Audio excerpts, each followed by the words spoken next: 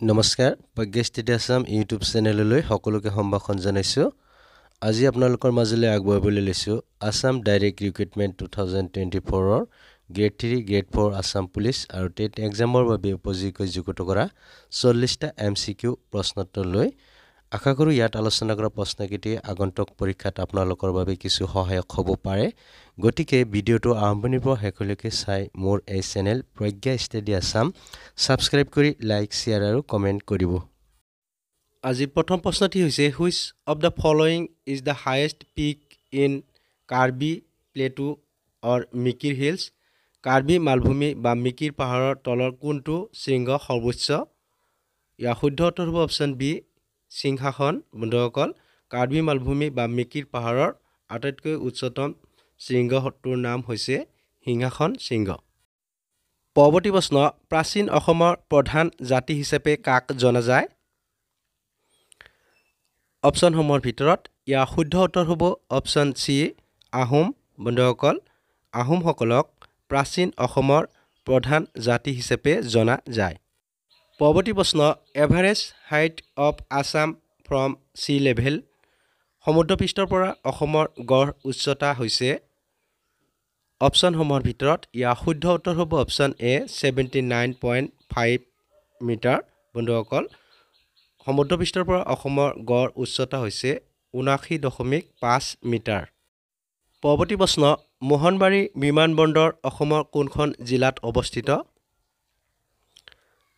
অপশ্যনসমূহৰ ভিতৰত ইয়াৰ শুদ্ধ উত্তৰ হ'ব অপশ্যন বি ডিব্ৰুগড়।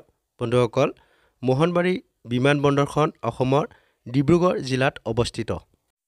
পৰৱৰ্তী প্ৰশ্ন, which river is known as the river of blood. কোনখন নদীক তেজৰ নদী বুলি জনা যায়? অপশ্যনসমূহৰ ভিতৰত ইয়াৰ শুদ্ধ উত্তৰ হ'ব অপশ্যন বি লোহিত। বন্ধুসকল, লোহিত নৈখনক তেজৰ নদী বুলি জনা যায়।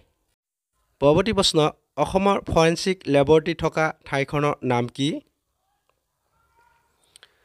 অপশ্যনসমূহৰ ভিতৰত ইয়াৰ শুদ্ধ উত্তৰ হ'ব অপশ্যন এ গুৱাহাটী। বন্ধুসকল, অসমৰ ফৰেনচিক লেবৰেটৰী থকা ঠাইখনৰ নাম হৈছে Guwahati. Next question, in Assam red soil is the main feature of. অসমত ৰঙা মাটিৰ মূল বৈশিষ্ট্য?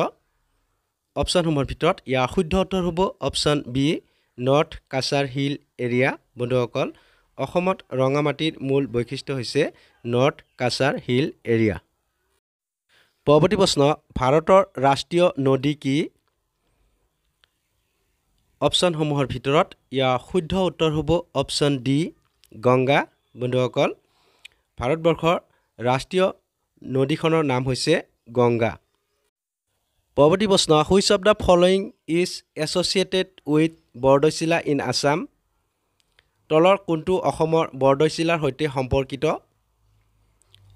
অপশ্যনসমূহৰ ভিতৰত ইয়াৰ শুদ্ধ উত্তৰ হ'ব option A pre monsoon season. বন্ধুসকল, অসমৰ বৰদৈচিলাৰ সৈতে সম্পৰ্কিত হৈছে pre monsoon season.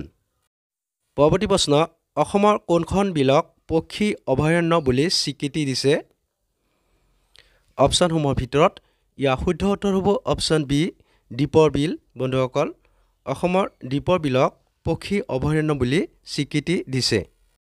Next question, which of the following protected area in Assam is known for golden langur. অসমৰ তলৰ কোনটো সংৰক্ষিত অঞ্চল গোল্ডেন লেংগুৰৰ বাবে জনাজাত? ইয়াৰ শুদ্ধ উত্তৰ হ'ব option B চক্ৰশিলা wild life sanctuary, অৰ্থাৎ চক্ৰশিলা বন্যপ্ৰাণী অভয়াৰণ্যখনক গোল্ডেন লেংগুৰৰ বাবে বিখ্যাত বুলি জনা যায়। পৰৱৰ্তী প্ৰশ্ন, অশ্বমেধ যজ্ঞ অনুষ্ঠিত কৰা কামৰূপৰ প্ৰথমগৰাকী ৰজাজনৰ নাম কি আছিল?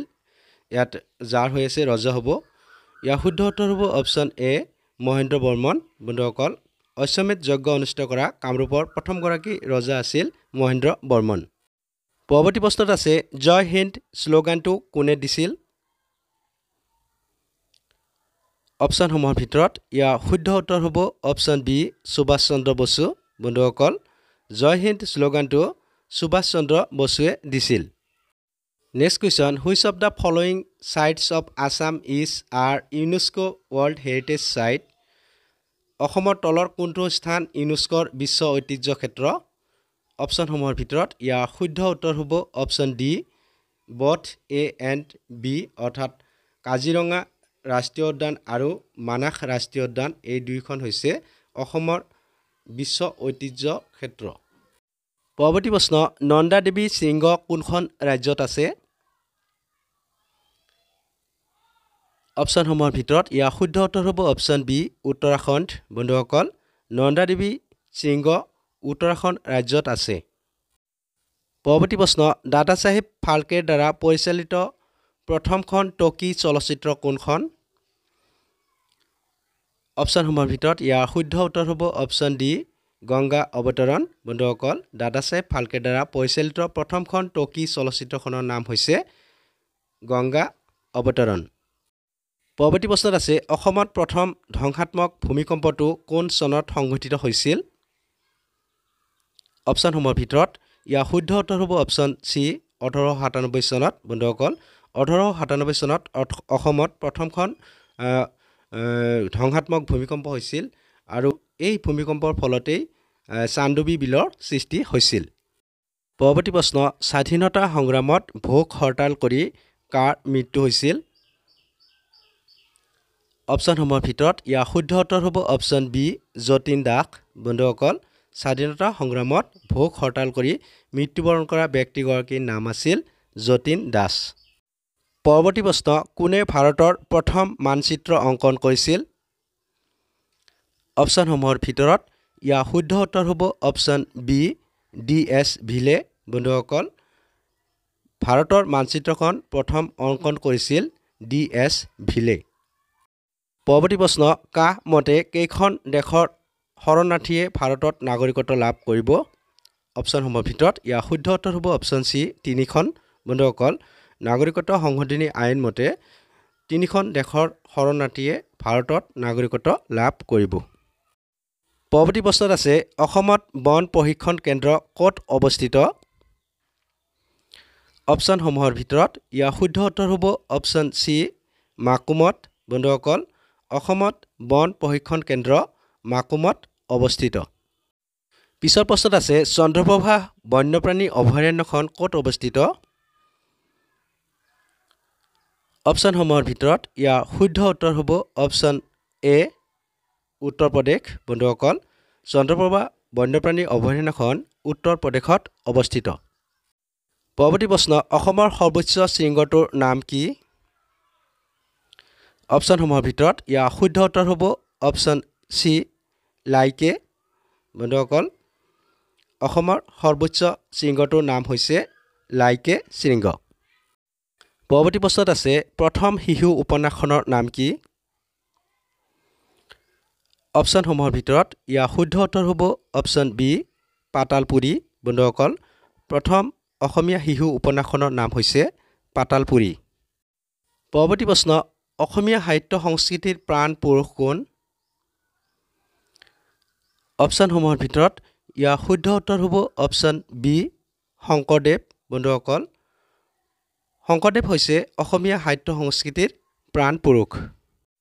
পৰৱৰ্তী প্ৰশ্নত আছে ভাৰতত কেতিয়া প্ৰথম লকডাউন আৰম্ভ হৈছিল? অপশ্যনসমূহৰ ভিতৰত ইয়াৰ শুদ্ধ উত্তৰ হ'ব অপশ্যন চি 24 মাৰ্চ 2020। বন্ধুসকল ভাৰতত প্ৰথম লকডাউন আৰম্ভ হৈছিল 24 মাৰ্চ 2020 তাৰিখে। পৰৱৰ্তী প্ৰশ্ন কোনখন ৰাজ্য আমফান ঘূৰ্ণীবতাহৰ দ্বাৰা অত্যাধিক ক্ষতিগ্ৰস্ত হয়? অপশ্যনসমূহৰ ভিতৰত ইয়াৰ শুদ্ধ উত্তৰ হ'ব অপশ্যন চি পশ্চিমবংগ। বন্ধুসকল আমফান ঘূৰ্ণীবতাহৰ দ্বাৰা আটাইতকৈ বেছি ক্ষতিগ্ৰস্ত ৰাজ্যখন হৈছে পশ্চিমবংগ। পৰৱৰ্তী প্ৰশ্ন প্ৰথম ক'ত কৰোনা ভাইৰাছ পোৱা গৈছিল? অপশ্যনসমূহৰ ভিতৰত ইয়াৰ শুদ্ধ উত্তৰ হ'ব অপশ্যন এ চীনৰ বুহানত। বন্ধুসকল চীন দেশৰ বুহানত প্ৰথম কৰোনা ভাইৰাছ পোৱা গৈছিল। পৰৱৰ্তী প্ৰশ্ন তবলা কোনে আৱিষ্কাৰ কৰিছিল? অপশ্যনসমূহৰ ভিতৰত ইয়াৰ শুদ্ধ উত্তৰ হ'ব অপশ্যন বি আমিৰ খুশ্ৰু। বন্ধুসকল আমিৰ খুশ্ৰুৱে তবলা আৱিষ্কাৰ কৰিছিল। পৰৱৰ্তী প্ৰশ্ন সদৌ অসম ৰায়ত সভাৰ প্ৰথম অধিৱেশন ক'ত অনুষ্ঠিত হৈছিল? অপশ্যনসমূহৰ ভিতৰত ইয়াৰ শুদ্ধ উত্তৰ হ'ব অপশ্যন বি যোৰহাট। বন্ধুসকল সদৌ অসম ৰায়ত সভাৰ প্ৰথম অধিৱেশন যোৰহাটত অনুষ্ঠিত হৈছিল। পৰৱৰ্তী প্ৰশ্ন, ব্যক্তিগত অলিম্পিকত স্বৰ্ণপদক জয় কৰা প্ৰথম ভাৰতীয় কোন আছিল? অপশ্যনসমূহৰ ভিতৰত ইয়াৰ শুদ্ধ উত্তৰ হ'ব অপশ্যন বি, অভিনৱ বিন্দ্ৰা। বন্ধুসকল, ব্যক্তিগত অলিম্পিকত স্বৰ্ণপদক জয় কৰা প্ৰথম ভাৰতীয় আছিল অভিনৱ বিন্দ্ৰা। পৰৱৰ্তী প্ৰশ্ন, অসমত চূণশিলৰ খনি ক'ত আছে? অপশ্যনসমূহৰ ভিতৰত ইয়াৰ শুদ্ধ উত্তৰ হ'ব অপশ্যন চি, কাৰ্বি আংলং। বন্ধুসকল, অসমত চূণশিলৰ খনি থকা ঠাইখনৰ নাম হৈছে কাৰ্বি আংলং। পৰৱৰ্তী প্ৰশ্ন, তলৰ কোনখন নদীক তৈল নদী বুলি জনা যায়?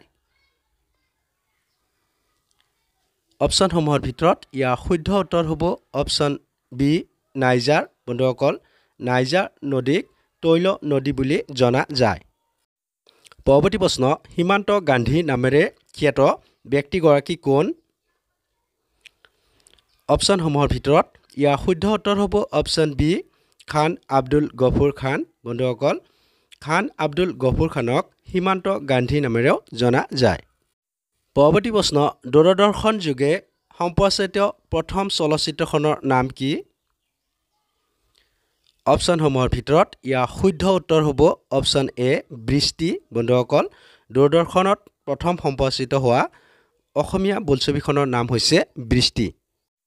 Next question, kaolin reserve in Assam is found in which district of Assam? অসমৰ কাউলিন সংৰক্ষিত বনাঞ্চল কোনখন জিলাত পোৱা যায়? অপশ্যনসমূহৰ ভিতৰত ইয়াৰ শুদ্ধ উত্তৰ হ'ব অপশ্যন ডি, কাৰ্বি আংলং। বন্ধুসকল, অসমৰ কাউলিন সংৰক্ষিত বনাঞ্চলখন কাৰ্বি আংলং জিলাত অৱস্থিত। পৰৱৰ্তী প্ৰশ্ন, how many world heritage sites are there in Assam? অসমত কিমানখন বিশ্ব ঐতিহ্য ক্ষেত্ৰ আছে? অপশ্যনসমূহৰ ভিতৰত ইয়াৰ শুদ্ধ উত্তৰ হ'ব অপশ্যন এ, 2 অৰ্থাৎ 2খন। বন্ধুসকল, অসমত সৰ্বমুঠ 2খন বিশ্ব ঐতিহ্য ক্ষেত্ৰ আছে। Next question, how many world heritage sites are there in India? ভাৰতত কিমানখন বিশ্ব ঐতিহ্য ক্ষেত্ৰ আছে? অপশ্যনসমূহৰ ভিতৰত ইয়াৰ শুদ্ধ উত্তৰ হ'ব অপশ্যন বি, 38 অৰ্থাৎ 38খন। বন্ধুসকল, ভাৰতত সৰ্বমুঠ বিশ্ব ঐতিহ্য ক্ষেত্ৰৰ সংখ্যা হৈছে 38। নেক্সট কুৱেশ্যন, ইটাখুলিৰ ৰণ কোনজন আহোম স্বৰ্গদেউৰ দিনত সংঘটিত হৈছিল? অপশ্যনসমূহৰ ভিতৰত ইয়াৰ শুদ্ধ উত্তৰ হ'ব অপশ্যন ডি, গদাধৰ সিংহ। বন্ধুসকল, গদাধৰ সিংহৰ দিনত ইটাখুলিৰ ৰণ সংঘটিত হৈছিল। পৰৱৰ্তী প্ৰশ্ন, কোনজন আহোম স্বৰ্গদেৱে শিঙৰি ঘৰত উঠা প্ৰথা প্ৰচলন কৰিছিল? অপশ্যনসমূহৰ ভিতৰত ইয়াৰ শুদ্ধ উত্তৰ হ'ব অপশ্যন এ, চুডাংফা। বন্ধুসকল, চুডাংফাই শিঙৰি ঘৰত উঠা প্ৰথা প্ৰচলন কৰিছিল। পৰৱৰ্তী প্ৰশ্ন, সাহিত্য অকাডেমীৰ মুখ্য কাৰ্যালয় ক'ত অৱস্থিত? অপশ্যনসমূহৰ ভিতৰত ইয়াৰ শুদ্ধ উত্তৰ হ'ব অপশ্যন বি, দিল্লী। বন্ধুসকল, ভাৰতবৰ্ষৰ ৰাজধানী নতুন দিল্লীত সাহিত্য একাডেমীৰ মুখ্য কাৰ্যালয় অৱস্থিত। বন্ধুসকল, ভিডিঅ'টো চাই কেনে লাগিল লাইক কমেণ্ট যোগে জনাব, আৰু যিসকলে এতিয়াও চেনেলটো ছাবস্ক্ৰাইব কৰা নাই তেখেতসকলক ছাবস্ক্ৰাইব কৰিবলৈ অনুৰোধ জনাইছোঁ। এনেধৰণৰ নতুন নতুন ভিডিঅ' পাই থাকিবলৈ এতিয়া ইউটিউবলৈ গৈ ছাবস্ক্ৰাইব কৰক প্ৰজ্ঞা ষ্টাডি আছাম। পুনৰ নতুন এটি ভিডিঅ'ৰ সৈতে আপোনালোকক লগ পোৱাৰ প্ৰতিশ্ৰুতিৰে আজিলৈ ইমানতে সামৰণি মাৰিছোঁ। ধন্যবাদ।